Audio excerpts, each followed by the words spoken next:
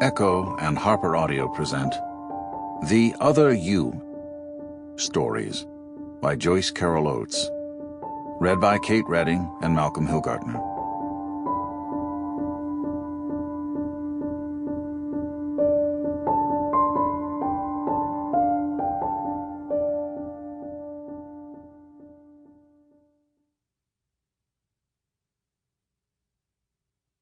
One. The Other You. Bought a bookstore, mostly second-hand books. Never left your hometown on the Erie Barge Canal, upstate New York. Never wanted to leave because why? You have family here, relatives, high school friends. Found a house just 3 blocks from the house you'd grown up in. Fact is, you failed to get the scholarship you'd needed to escape. So after you graduated from the local community college, you got married. First man you believed you loved, and certainly the first who claimed to love you. And you and your husband bought South Main Books, where you'd spent so many enthralled hours as a schoolgirl. By the time the elderly proprietor died, the stock had become primarily second-hand. Waterlogged, stained, fire-scorched. Heaps of books assembled onto metal bookcases with hand-printed labels. Mystery and detective, sci-fi, fantasy, popular fiction, classics. History, military history, how-to, children's books.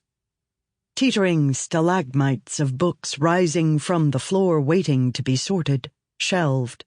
And in the cavernous basement, a vast graveyard of moldering paperbacks in bins.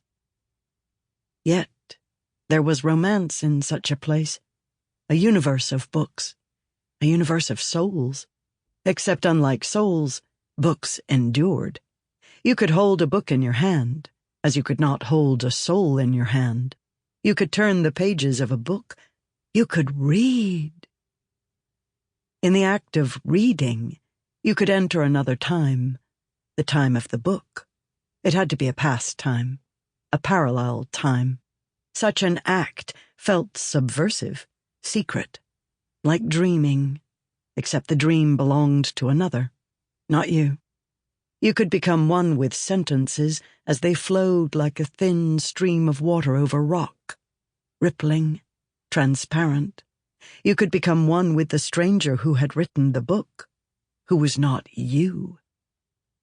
You stared in wonder, mesmerized, how on the spines of books, including even the cheapest paperbacks, there was the imprint of a singular name.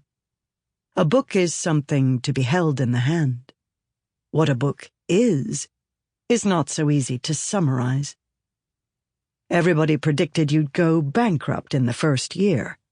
Then they extended the time to 2 years. 3 years? 5? Just wait. Unlocking the rear door of South Main Books each morning, you see that wraith of a girl in the shadows, turning the pages of a book, staring at you with startled eyes in the very act of vanishing. Yes, I love books. To read, not to write. I never wanted to be a writer. I will leave that to others more courageous and more reckless. Fact is, as long as you could remember, you'd wanted to be a writer. You'd wanted to be a poet. You'd wanted to tell stories. You'd wanted to see your name on the spine of a book. You'd wanted to hold that book in your hand. You'd wanted to open that book, turn to the first pages. Only I could have written this. Here is my truest self. You'd begun before you could read. You'd begun with Crayolas, coloring books. Your favorite crayon colors were burnt umber, scarlet, purple. You'd begun by copying comics out of the newspaper by hand, on tracing paper. In grade school, you illustrated your own fairy tales. Sample complete. Ready to continue?